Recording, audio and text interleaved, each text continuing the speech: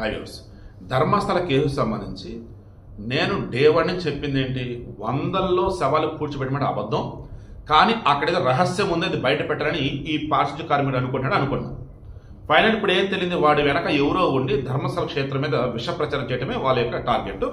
దీనిలో యూట్యూబ్ సమీర్ అనేవాడు, ఇక రిమైనింగ్ బ్యాచ్ ఉన్నారు. తర్వాత మనకు తెలిసిందంటే పాపులర్ ఫ్రంట్ ఆఫ్ ఇండియా అని చెప్పేసి, తర్వాత social democratic party of India, something like that, subject correction ఏదో, మొత్తం కూడా ముస్లిం సంస్థలకు అనుబంధంగా ఉన్నటువంటి వాళ్ళంతాని ఈ వెనకుండి ఇదంతా చేపించారు. ఈ పారిశుద్ధ్య కార్మికుడేమో క్రైస్తవం తీసుకున్నాడు, ఇతను వెనకాల నుండి చేపించిన గ్యాంగ్ అంతానేమో ముస్లిం చెప్పేసి న్యూస్ బయటకు వస్తుంది. అఫీషియల్ ఇంకా డిక్లేర్ చేయాలి. ఈ మూమెంట్లో సుజాత భట్కి సంబంధించి ఒక ఫోటో పట్టుకొచ్చిన అనన్య భట్ అని చెప్పి నిన్న మనం మాట్లాడుకున్నాం. అందులో రంగప్రసాద్ మనవరాలు ఏమనుకున్నాం, బట్ రంగప్రసాద్ మనవరాలు, రంగప్రసాద్ కోడలు.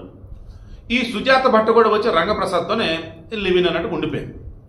విషయం ఇక్కడ తెలియాల్సింది, ఆమె అనన్య భట్ ఎవరు ఏంటి అన్నప్పుడు ఏం చెప్పింది తెలుసా, నా కూతురు అన్న.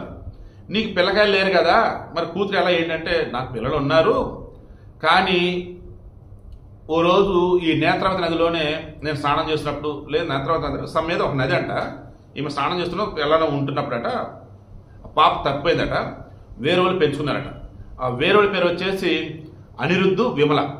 వాళ్ళు పెంచుకున్నారట. వచ్చాట ఈమెకి కొన్నాళ్ళ తర్వాత అమ్మ నీ బిడ్డలమ్మని ఇచ్చారట. ఏమన్నా నమ్మేటట్టు ఉందా? అప్పుడు ఈమె పెంచిందట. మరలా చెప్తున్నా, సుజాత భట్ అనే ఒక ఈమె ఎలా ఈమెను సంబోధించడం నాకు అర్థం కావట్లేదు. మామూలు నాటకం కాదు అసలు.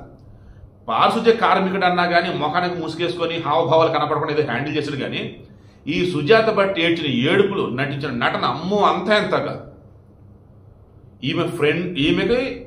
ఈమె బిడ్డని వేరే వాళ్ళు తీసుకొచ్చి ఇచ్చారట, నీ బిడ్డనమ్మ తీసుకొని, అప్పుడు పెంచుకున్నాడు. మణిపాల్ ఆసుపత్రిలో ఈ అనన్య భట్ చదివింది అబద్ధం. అసలు అనన్య భట్ అనే క్యారెక్టరే లేదు. ఎవరు ఏంటంటే రంగప్రసాద్ యొక్క కోడలు. ఆమె కూడా 2007లో చనిపోయింది. ఈ రంగప్రసాద్కి కొడుకున్నాడు కదా, అతను 2015లో చనిపోయాడు. ఈ రంగప్రసాద్ మన 2025 జనవరిలో చనిపోయాడు. ఈ మొత్తం ఇష్యూలో వచ్చేసి ఆ రంగప్రసాద్ ఇంటూ సుజాత భట్ ఉంది. ఇప్పుడు ఆ సుజాత భట్ని ఉపయోగించుకొని మిగతా కథ అంతా నడిపించారు. నువ్వు రా, ఏడువు, అద్దనిదా. మరి ఇప్పుడు అంతా అనన్య భట్ అంటున్నారు కదా. చనిపోయినటువంటి, ఎప్పుడు 2007లో చనిపోయినటువంటి వసంత, ఆ ఫోటో పట్ల ఆమె పేరు వసంత. నీకు అర్థమైంది? ఇవిడిలో సింపుల్ నేను చెప్పేది ఒకే ఒకటి.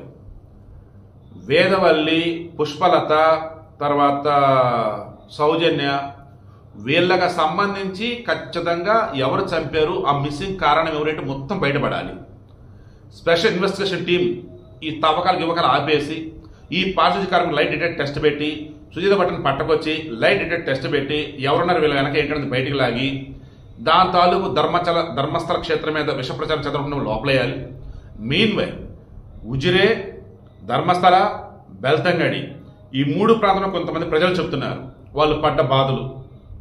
2000 నుంచి 2015 ఈ 15 సంవత్సరాలలో ఈ బెల్తంగడి పోలీస్ స్టేషన్లో కొన్ని ఎఫ్ఐఆర్లు నమోదైనవి, మిస్సింగ్ కేసులు, కొన్ని పోస్ట్మార్టం రిపోర్ట్లు వచ్చాయి, అనుమతుల మరణాలకు సంబంధించి.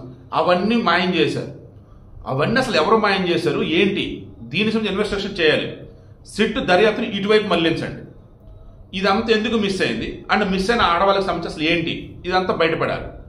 అప్పుడు మనం వచ్చేసి ఎస్ ఇది ప్రజాస్వామ్యం, ఎస్ ధర్మస్థలలో ఎవడెవడ ప్రభుత్వం వచ్చారని చెప్పేసి మాట్లాడుకోవచ్చు. ఇక్కడ మాత్రం పారిశుద్ధ్య కార్మికుడు మతం మారి వేరే వాళ్ళు ఉచ్చులో పడి ఈ రకంగా చేశాడని చెప్పేసి అర్థమవుతాం.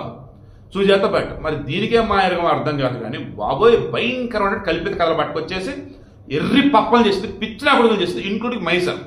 ఆ సుజాత భట్ ఏడుపులు చూసి పెడవలు చూసి నేను సత అయ్యో పాపం అనుకున్నా.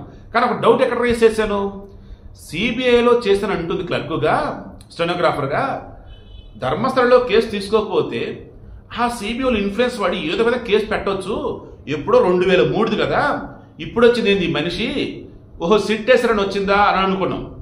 మొత్తం డ్రామా. సో ఈ దేశంలో ఎవరెవరో ఏదేదో డ్రామాలు పే చేద్దాం చూస్తున్నారు.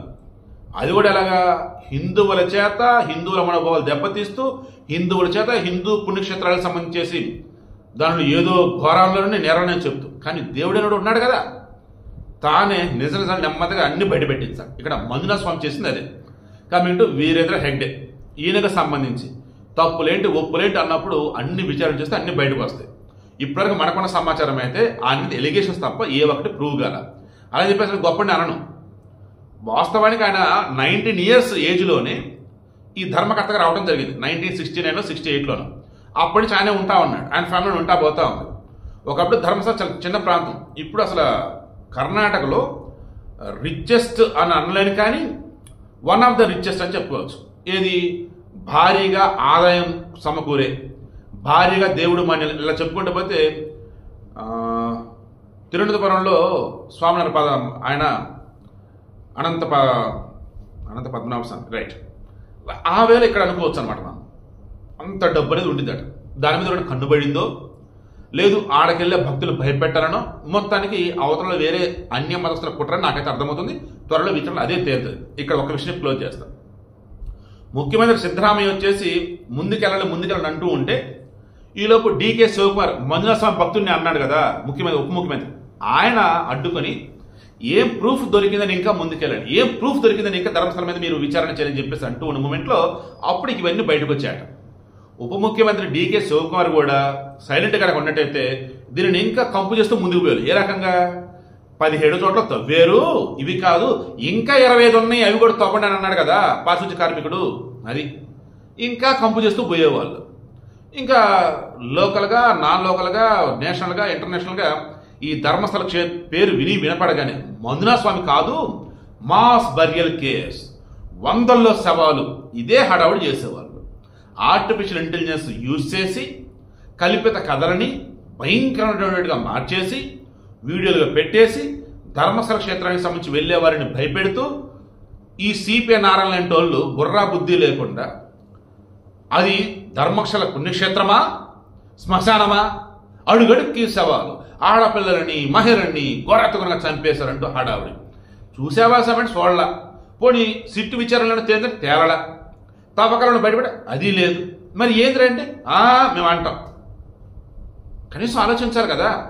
అంతేందుకు మనలో కూడా చాలా మంది అదే కదా చేశారు. డే 1 నుంచి కూడా ఏం మాట్లాడుతున్నాం, ఇతను ఏదో బయటపడాలని అనుకుంటున్నాడు, అది బయటపడాలి. కానీ 100ల శవాలు అనేది అబద్ధం, ధర్మస్థలకు అసలు ఆడవాళ్ళు వెళ్తే తిరిగిరారు అన్నది అబద్ధం, ధర్మస్థలంలో ఆడవాళ్ళు కనుక వెళ్తే వాళ్ళ మీద రేపులు జరుగుతాయి, ఇది ఘోరం, ఇంత దారుణంగా వార్తలు స్ప్రెడ్ చేద్దని మాట్లాడుకున్నాం. కానీ గ్రౌండ్ రిపోర్ట్ అంటూ ఇంటర్నేషనల్ ఛానల్ వాళ్ళు, గ్రౌండ్ రిపోర్ట్ అంటూ నేషనల్ ఛానల్ వాళ్ళు, గ్రౌండ్ రిపోర్ట్ అంటూ లోకల్ ఛానల్స్ వాళ్ళు, గ్రౌండ్ రిపోర్ట్ అంటూ యూట్యూబ్లో కూడా వెళ్ళిపోయి పుంకాలుగా వీడియోలు ఇస్తే అవి మిమ్మల్ని ఓ కొత్త లోకంలో పట్టుకెళ్ళిపోయి ధర్మస్థలం పేరు వినపడగానే మంజునాథ స్వామి కాదు రేపులు మర్డర్లు ఇవే కదా మీరు మాట్లాడుకున్నారు. నన్ను అవే కదా అడిగారు మీరు. బట్ రియల్ అది కాదయ్యా చెప్తున్నా సరే ఊరుకులేదు కదా మీరు.